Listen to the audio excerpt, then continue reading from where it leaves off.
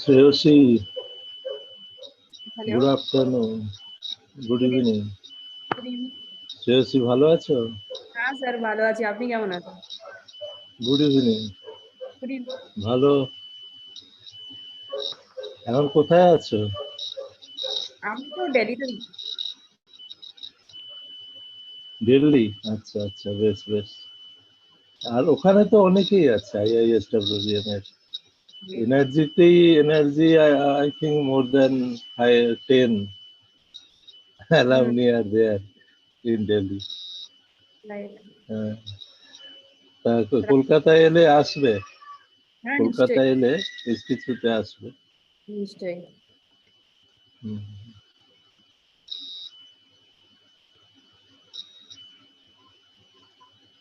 বাকিরা সব কি বলছে? রিক শুরু করবে কখন?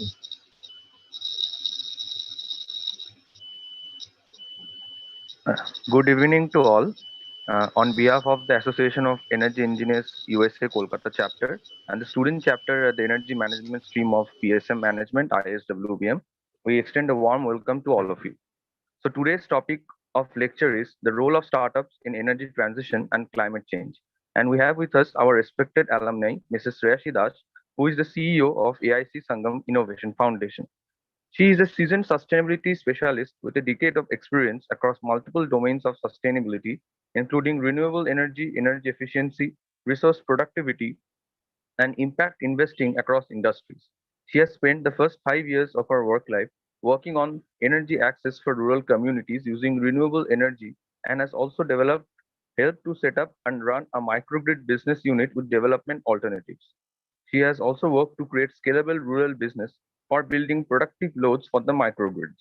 Later on, she worked with Hero Future Energies to generate business for their solar rooftop projects.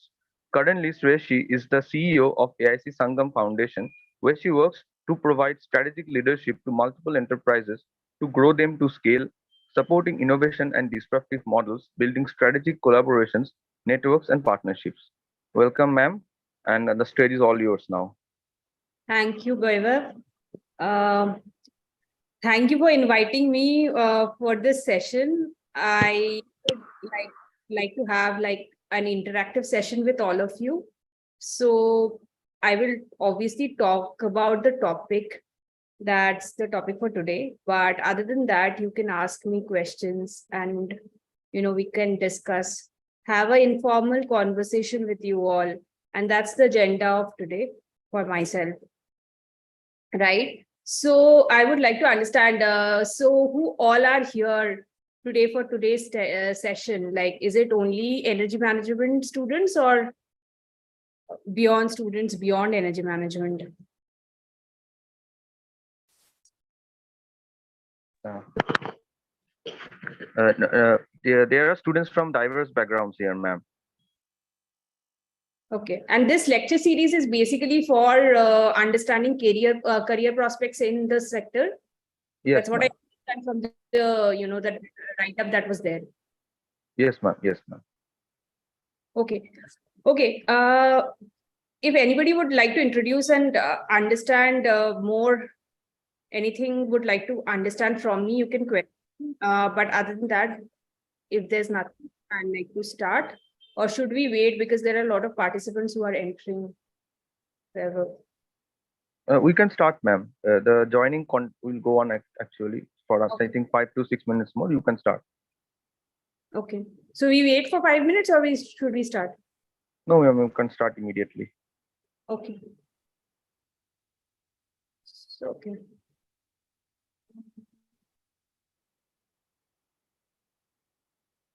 Just give me a minute because I'll start sharing my screen.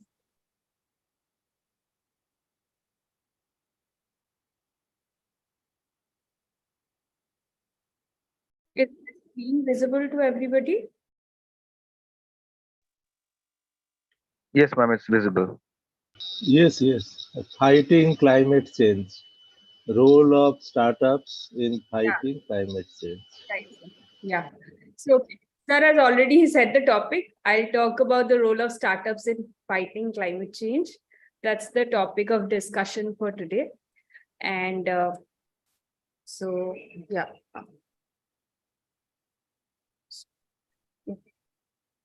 Okay. Do you understand now that starting from like decades ago, when we started, in terms of the carbon dioxide in globally in the atmosphere has risen because of industrial activities that has happened over the years. And in the last 2000 decades, over a period of time, because of use of coal and oil mostly, there has been anthropogenic increase in the amount of atmosphere in the carbon dioxide in the atmosphere, right? That has led ourselves to get into a problem. So, yeah. So what has that, increase in atmosphere, carbon dioxide in the atmosphere provided us? It has provided us with an amazing quality of life.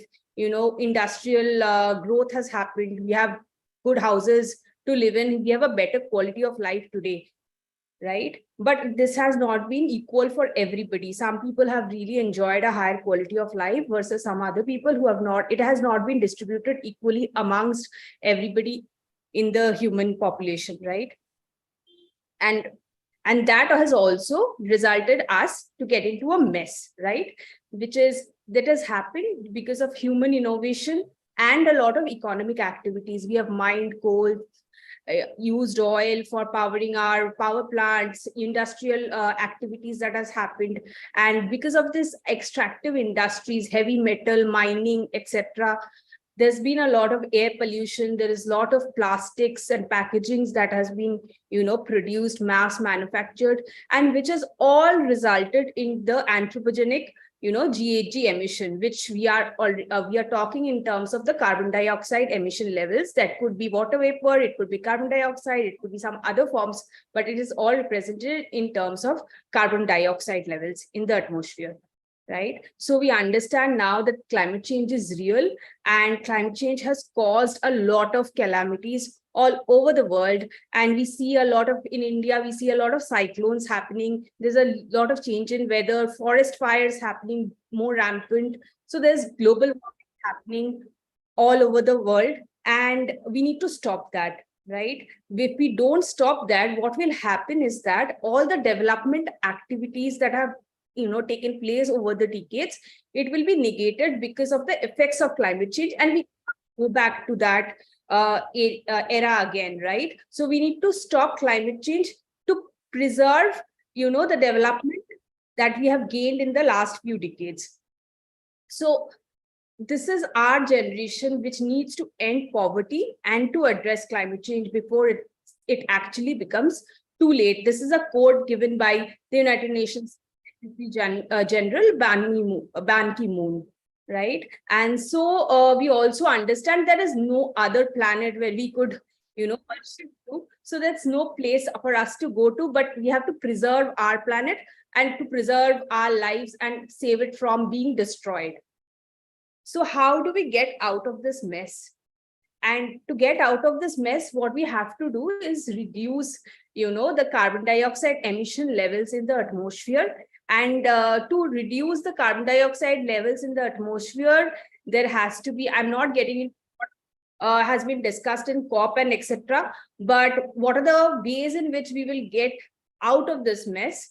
One of this is just energy transition, right? Because today's session is focused on energy transition. So I will speak a little bit more, but what are the ways in which we can get out? One is just energy transition, that is using of more and more renewables energy sources. Maybe also look at energy efficiency, because that also will help us to become more and use resources more, stringently than how we manufacture. Thinking of sustainable production and consumption, right? How we transform and manufacture our goods is also has a very key role to play to help us get out of this mess. And also moving towards more regenerative food systems. All like in the few decades, we have been exploiting the soil, right? Soil has been exploited so badly that there are absence of nutrients in the soil. The carbon inside the soil has been depleted. That's why, which requires today to use more and more fertilizers, more and more water for the soil to become, give more output in terms of productivity of the crops, etc. So we need to think of moving towards more regenerative food systems so that we are able to preserve the soil and also still without compromising on the productivity in terms of the crops that the soil yields for us, right? So the entire proposition is to move to a cleaner and greener energy systems, circular manufacturing production, and regenerative food systems. So can anybody here define startups for me? I can stop here and take questions as well.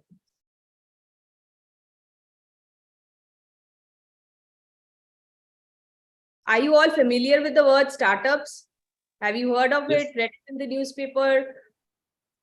Yes, ma'am, we've studied startups. Okay, can you define what is a startup? Well, ma'am, it's basically a business or some process that aims to develop some innovative solution to any existing problem and tries to address the market situation at that current position of time. Right, Weber.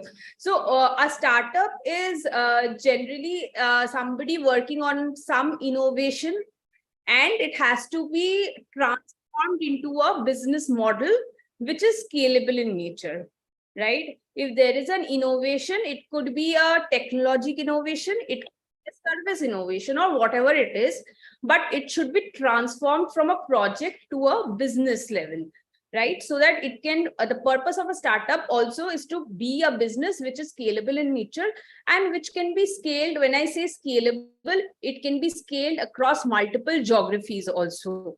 So there is a slight amount of difference between what is a business and what is a startup. A startup is also a business, but the only main difference between a startup and a business is that a startup is working on a scalable business. It could, which could be scaled upon different geographies, that is different also in different markets. And there are investors who come and invest in a startup so that it can grow. And that investment that comes in a startup can be used to be scaled in a particular area or across multiple areas as well, right?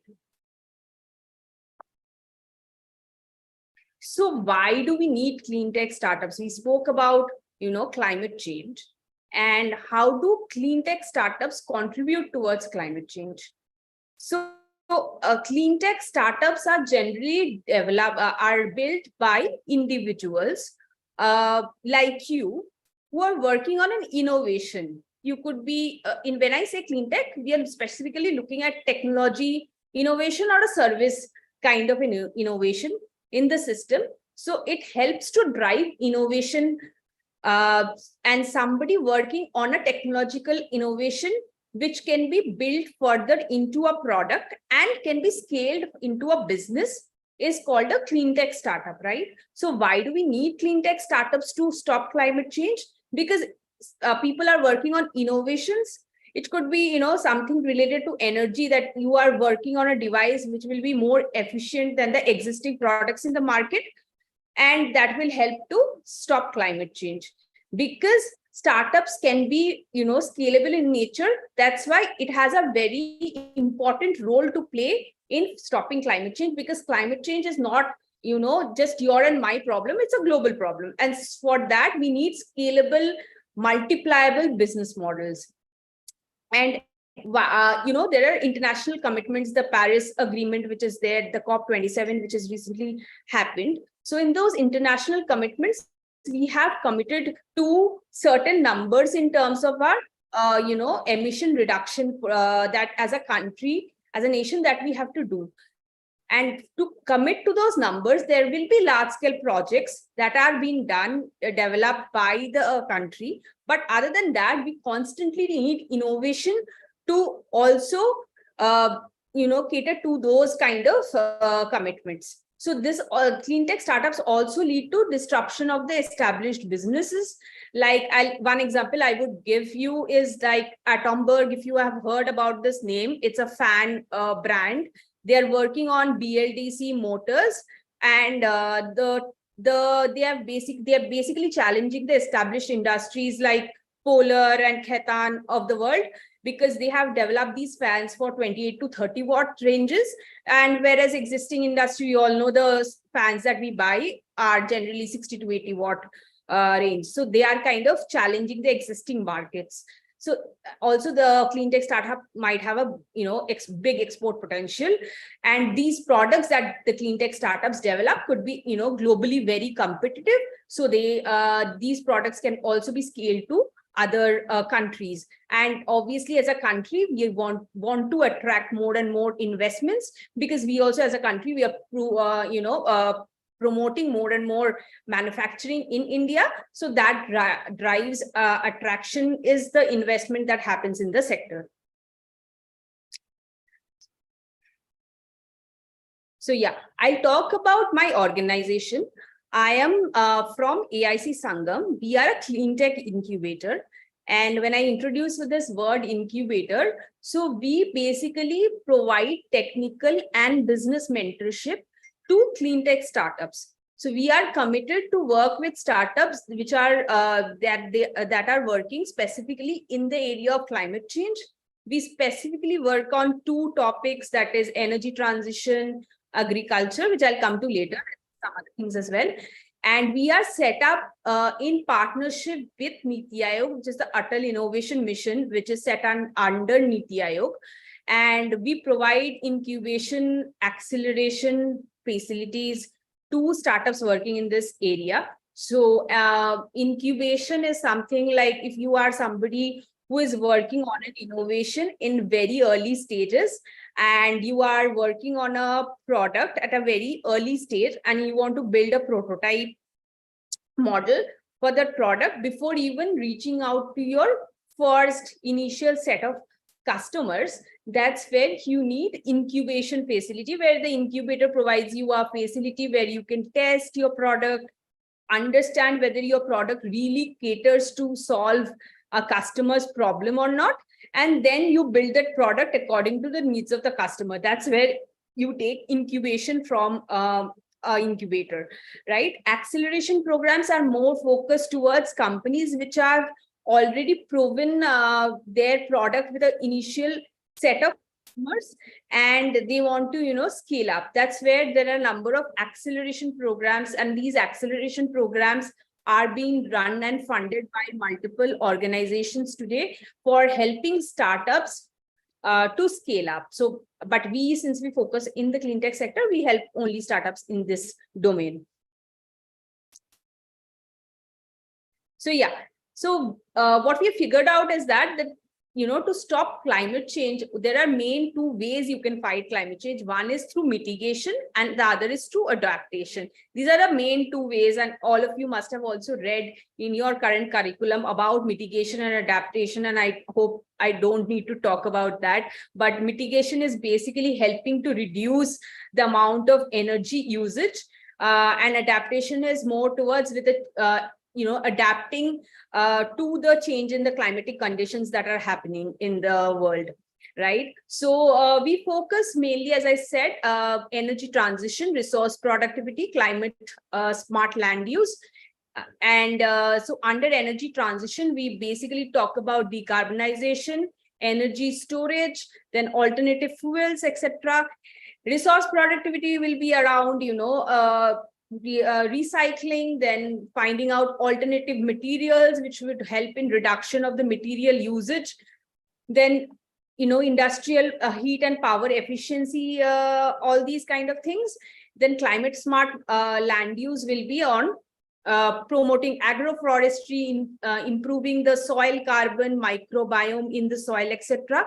Then creating farm positive agricultural supply, etc. All these three together will basically include an inclusive economy, in which we could talk about being more think about more gender focused activities, develop an adoption of foolproof technology which is totally end to end sustainable, and then basically creation of communities that are able to preserve the local and the cultural biodiversity of the area, right? So I'll specifically talk today about energy transition. Can anybody tell me a little bit, what do you understand by energy transition?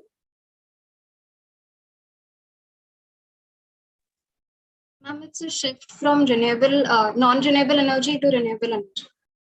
Okay, yeah. So it is, one part is definitely shifting from non-renewables to renewables. So yes, definitely all are today we are mostly focused on using more and more coal, oil, etc. to drive our power requirements in the country, or it could be other manufacturing, etc. And yes, just energy transition talks about that shifting from from non-renewable sources, from fossil fuel, to slowly move towards renewable sources of energy. And it also a lot has to do with energy efficiency, right? You guys have must have about building energy management, then shifting from incandescent bulbs to today we are shifting to have shifted towards use of LEDs. Then you've seen the refrigerator, etc., having the B star level, star labeling, etc., to shift towards more and more energy efficient devices. And also the PAT scheme is also focused on improving the energy efficiency of industries. So it is said that the just energy transition has a US $100 trillion opportunity to shift to more and more renewable sources of energy, and which could include shifting to renewables, building more and more energy efficient industries, building energy efficient industries which would have better management of supply chains, low waste heat recovery systems, efficient component usage, etc. Then again, in the EV space which is coming up, electrification, having more and more people use fuels. Induction today is being used more and more, shifting from gas to induction, then switch to there is a lot of talk around hydrogen, that the country wants to promote hydrogen. So shifting towards more and more fuels that are more energy efficient and are renewable in nature is another part as well. So that's the mitigation plan by 2050, that 80% of the GHG emission reduction potentials can be achieved only by decarbonization of our energy systems, along with energy efficiency and electrification. Right. I will talk a little bit now about startups that are helping, and innovative business models that are coming up in the sector that we have seen. But before that, are there any questions?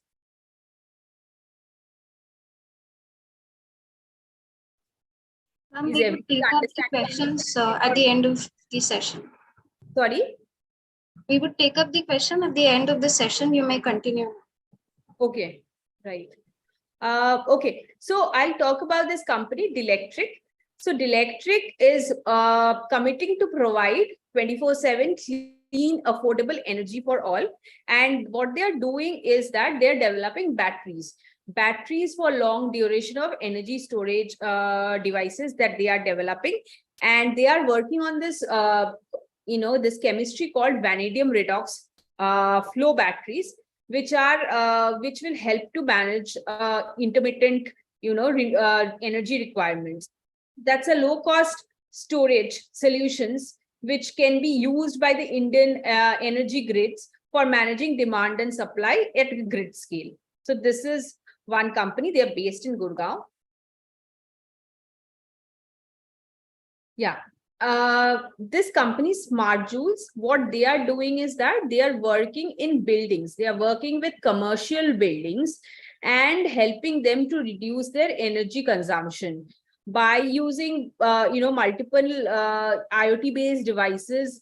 They also have a platform, and this helps them to basically help corporate consumers minimize their energy savings by up to 30%. So, and also basically help in cooling load reduction by efficiently automation, etc., to manage the energy footprint of the building. And the model in which they work is that they don't work that okay, you come to a corporate and install your devices and I pay for the installation. The model in which they work, it's a service delivery model in which if they help you as a as a vendor to reduce your energy bills, so they take a percentage of that the energy savings that happens as what they claim, a percentage that has been decided on basis of a contract between the corporate customer and the company, Smart Joules. They take a percentage of that of what they have been able to save for their client. So it's a win-win situation for the client to, being pro at, going for the solution, and definitely it helps them to build a business for themselves as well. So this is self-propulsion. It's basically helping to reduce GHG emission by, small trucks to switch to an electric vehicle. So heavy commercial vehicles so small trucks like 407, Tata Ace, etc. So they are converting this logistics segment into an integrated, mobile platform. And this is they are doing with EV systems, which will help to basically move towards a more cleaner production. So then there's this company called Promethean Energy. So what they are doing is helping industries decarbonize with decarbonization solutions. So they are, basically recovering the waste heat, low-grade waste heat, and improving the industrial efficiency of the systems in the industries. So they have developed these retrofittable solutions, and they run in the process of ESCO models, and the same model that I spoke about previously, even in case of Smart Joules also, similar same model that they install their systems, and they share kind of the whatever is the savings, energy efficiency savings that happens with the industry. So this is a very interesting company that is coming up. So they are IIT Madras based, and they have worked, or they are working on this micro gas turbines. And this is a very unique product that they are developing. It's right now sitting in IIT Madras, and they are building this hybrid powertrains for trucking industry. So which will help trucks to shift from diesel to much more a cleaner and greener fuel. And that's like this, they will be able to cater to first towards LNG, then finally to their ultimate goal will be to move towards hydrogen, but it could be a diesel LNG mix or a diesel CNG mix. and or a diesel, hydrogen mix, etc. So that's what they are developing. So this is my last example of a startup that is working towards providing access to irrigation services to farmers. Their consumer base is low and marginal farmers, and they have developed this small solar pump, which can go up to a depth of 10 meters and requires less than 300 watts of power. It's a small solar pump which is mobile in nature. You can carry it to your field and use it, and take it back at home at night. And it's extremely affordable by a small marginal farmer, and it can also be shared amongst marginal farmers to access to irrigation services, right? So this is my last slide. I'll take up questions now from here.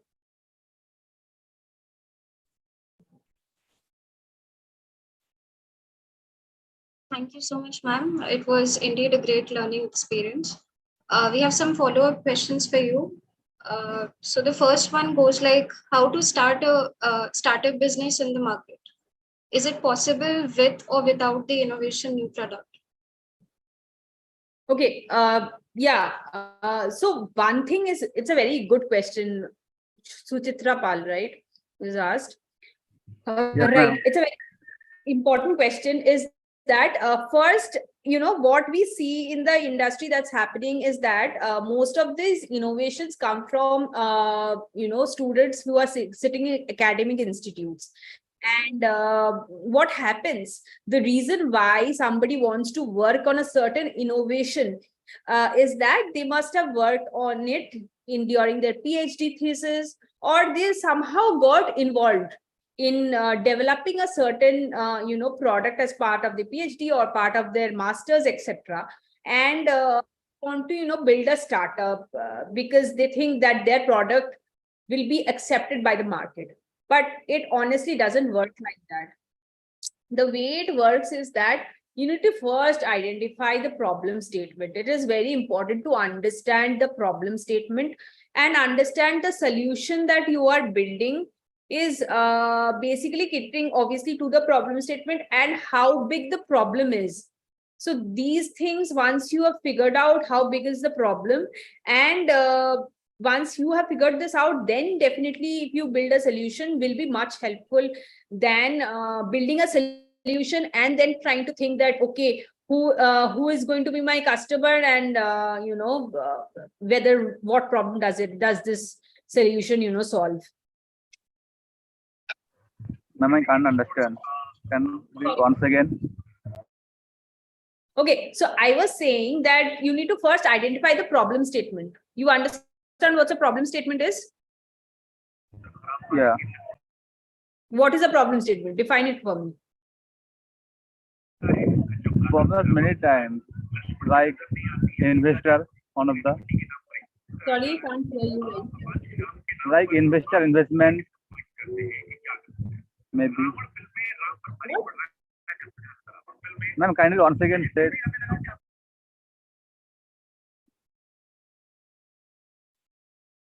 Okay, anybody else has questions? Ma'am, we would like to take up the second question. So Vaibhav Nag, he wishes to ask, there are many transition risks associated when we progress towards a low carbon economy. How clean tech startups can address those? There are transition risks. Yeah.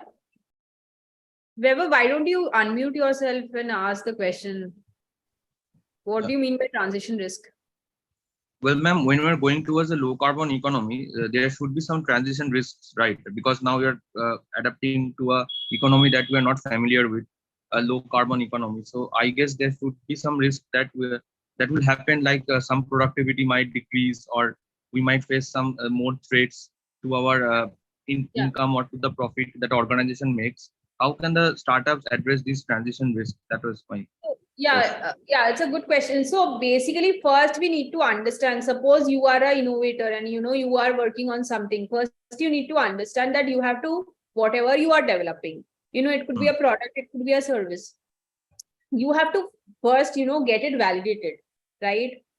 If you build something and you take it to the market, and the market will obviously accept it if it is viable.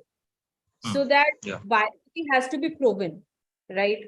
Okay. Okay. Whatever you are claiming. So you are building a product which may be from starting from 100 watts, it is going up 30 watts. So then that has to be first be accepted. Yes, some governing agency, some certification, etc. has to be done. You can do those tests in-house, and then once you have those test results, and if you see the product has value, then it can be validated, etc.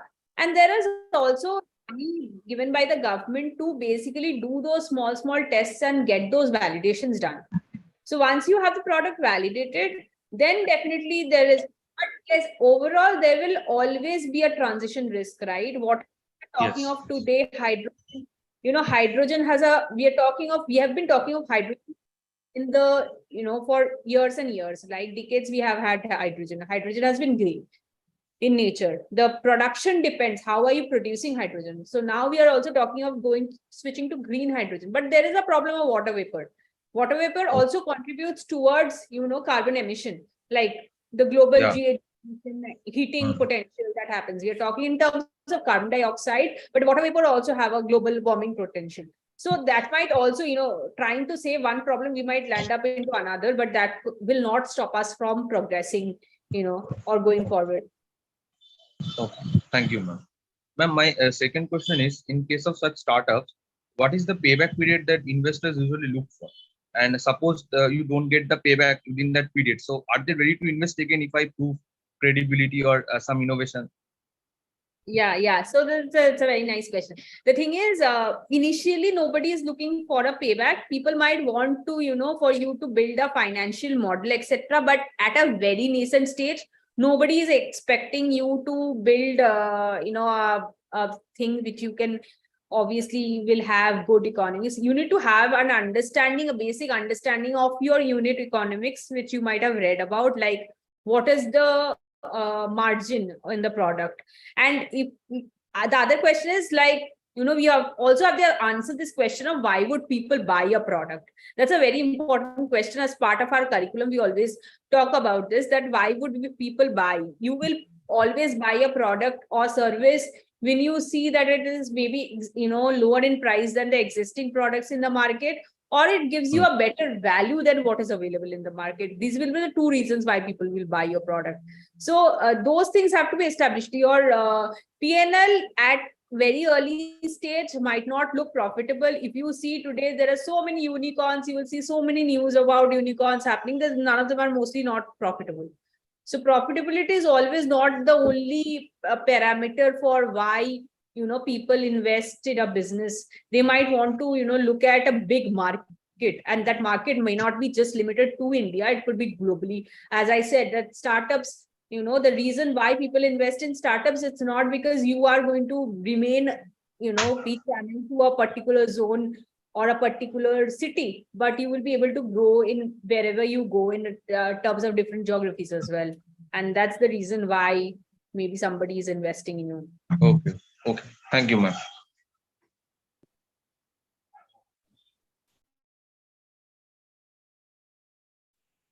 Ma'am, so the next question is, can you explain something more about hydrogen effective for startup? Some ideas of startup in the hydrogen industry. It's a question from Himant. Okay. So hydrogen is an upcoming sector. So hydrogen, like you will see today, forklifts. So hydrogen is being used as a fuel for for running something, running a machine, running, it could be as small as running a drone, right? So that could be it. So there is PEM cells which are being used for generation of hydrogen, but there is in the entire supply chain of hydrogen, there are multiple areas of working.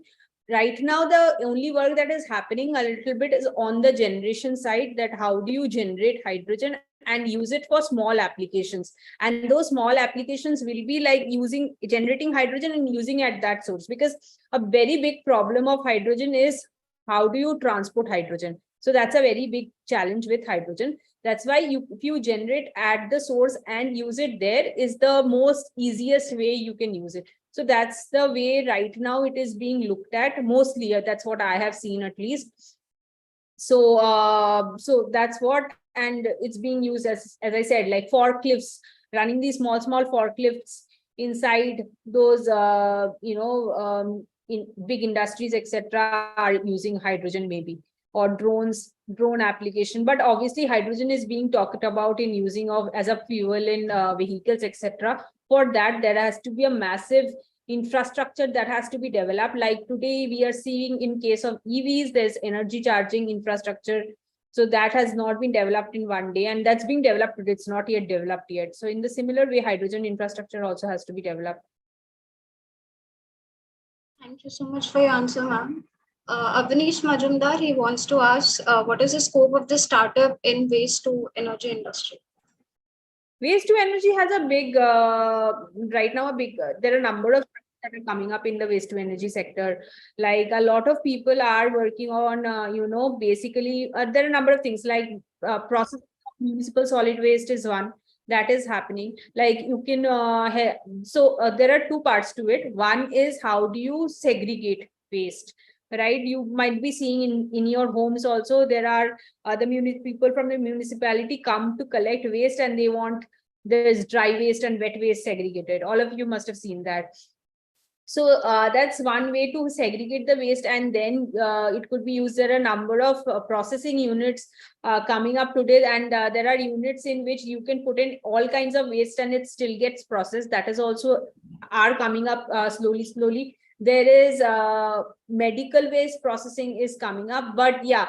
So most of these waste, the way it works is you put all the waste inside a machine. The machine is obviously IP driven, and a lot of it, people are exporting these machines from outside, or some of them are also, building machines in India. That is also happening. And then you process the waste, and you can also create from the waste energy, and also the output of the waste can be RDFs, like which is basically pellets, which could be used as a cooking fuel or for industrial burner gasification, etc., is also being done.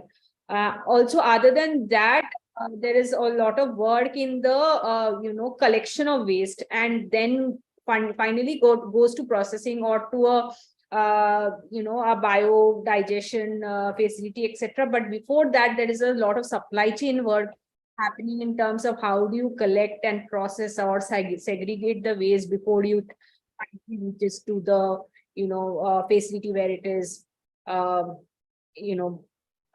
plant where it is like processed to generate or etc. Thank you, ma'am. Ma'am, so the next question is from my side. Vaibhav Nag talk about some of the transition risk. One of the risk is also the financial dependency. So when we talk about startup, then we require some kind of funds. And you mentioned about energy transition. So how effective is that? Because if we move from non-renewable to renewable energy, then we require some sort of fund, and that is very much costly, as we know. So how effective or how parallel do you see it with establishing a startup then? Yeah, so obviously you will require funds at every stage or as you move forward if you want to, start a startup of your own. So in order to do that, the government is also supporting, like there are different schemes by the Department of Science and Technology. Then there is the government has also established something called a Startup India Seed Fund Scheme, which helps to get help startups to get up to 20 to 50 lakhs by organization. Also, we provide a seed fund scheme to startups which are working on this sector. And yeah, so 20 lakhs is basically for if you're somebody who is building a prototype, and then 50 lakhs is up to for somebody who is working on, have the first initial set of customers, etc. And there is then, other than that, at the very start of it, you also have something called a Nidhi Prayas, which is also for building a prototype. So there's again 10 lakhs, and these money are all given by the government through the incubators, the academic incubators or incubators such as us, which are there in the system to give money. Also, other than that, all the companies that I spoke about are the companies in which my organization has also invested in. We are also a early seed stage company that also invests. Other than the not-for-profit wing, we have a for-profit wing which also does investments in early stage companies. So there are early risk taking investor with patient capital who are there, who are looking basically for impacts in terms of climate impacts. Like, okay, even if the startup doesn't really make a lot of money or doesn't grow that much, but is able to do something impactful in terms of it could be affecting the lives of people in terms of social and helping them to grow their economic activities, etc. So there are certain impact investors all over the world. I'm not going to say the number is huge, but there are people who are looking at supporting these kind of innovations. So yeah, there's no dearth. If you are somebody who is trying to build something, then there is no dearth of people who are going to support you on the journey. But yes, I'll not say that it is not very easy, because in that case you will see in the clean tech industry, you won't see really in India you'll only see a handful number of people, handful number of startups who have really made themselves big before getting acquired, because the clean tech domain is not an easy domain. It is energy. It is obviously you have to validate your technology, which requires a lot of time, patience, and obviously money is a very big requirement, right? So yes, that is always going to be there. Thank you so much for your answer, ma'am. There's another question. How carbon credit generating company earning money from energy transition? So yeah, carbon credit generating company energy transition is basically, suppose, so these carbon credit companies are not mostly people who are working in energy transition. So energy transition is a part of climate change. It's not the only way to solve climate problems. So what they do is that they invest in, they might do that themselves, or they might have relationships or partnerships with other companies that are working on energy transition, or as I mentioned about renewable, regenerative food systems, then circular economy, etc. But like somebody who is growing just forests, I read about somebody recently who is doing just forests on the Western Ghats. So if I am a carbon credit, company, and I want to provide carbon credits to my clients, what I can do is basically do a transaction deal between somebody who is actually building forests or somebody investing in a renewable energy, and with my client who is actually wants to trade the carbon credits for. So that's how they earn a commission out of it, right? But do you have any specific question?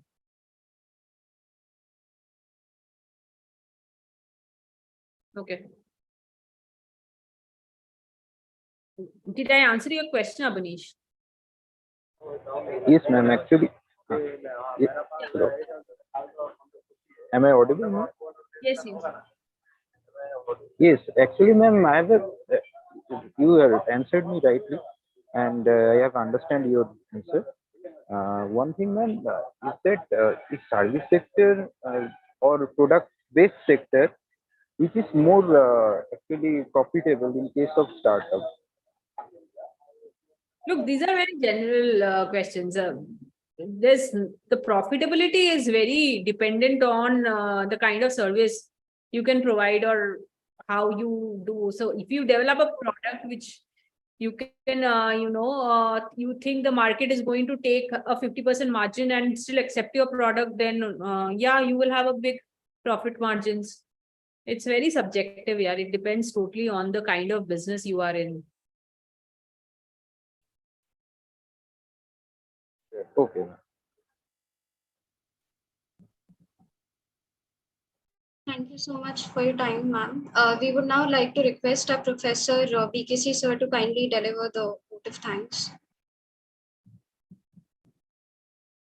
But other than that, before BKC sir talks about I just wanted to ask all of you, like, what has been your, you guys are all in the second or first year of energy management, and what has been your experience of studying the subject, and how excited are you to join in the sector is what I would like to understand from all of you. Well, ma'am, we are now doing our internship currently. Okay. I am personally in Bangalore doing internship at Kosher Climate. Okay. After the internship, it's been a nice journey. I like the subjects, especially I like renewable energy subjects. But I didn't like that much of that papers like the energy efficiency in electrical utility or all those, because a little bit technical those were, and I don't have such technical background. Right. But I am fascinated by by renewable energy, climate change, sustainability, all those sectors. And I believe that climate change sector and sustainability is really important, because in everything you see nowadays, there is this word sustainability, from sustainable fashion to sustainable living, everything. So I believe it's a huge sector, and I would like to build a career in that sector. Right. Okay. Nice to know. Yeah, there's huge scope, definitely.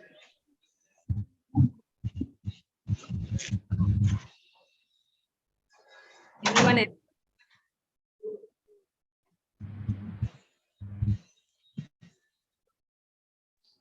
Hello. Hello, myself Pradeep Bhattacharya. So I have a question for you. May I?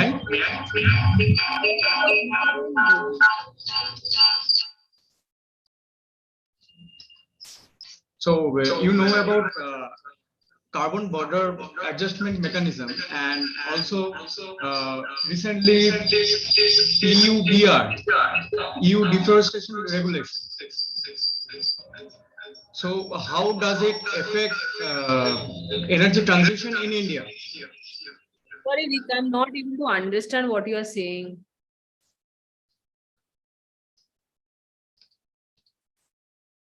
You are echoing a lot. Hello, can you hear me? Rick, you can Hello? put your question in the chat box. I think Shreyanshi can take it for you. Yeah. Okay.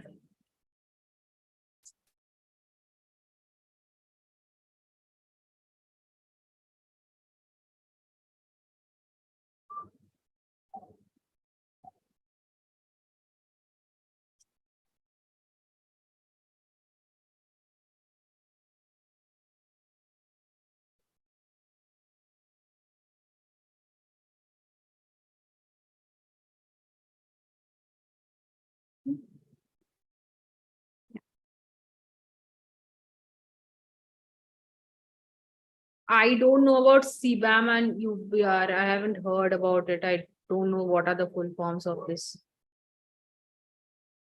Sorry.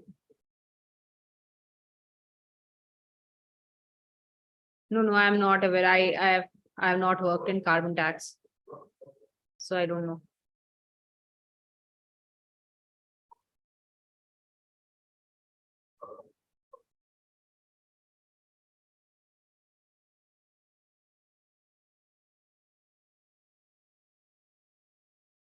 Okay.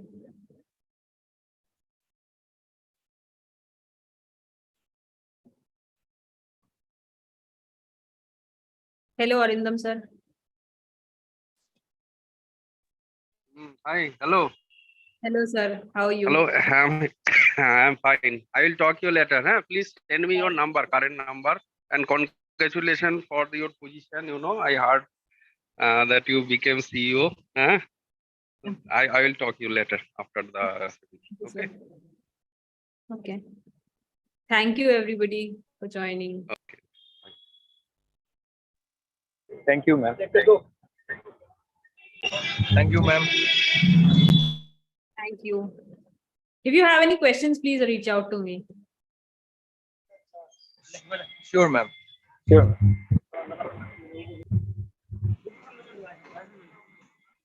Bye.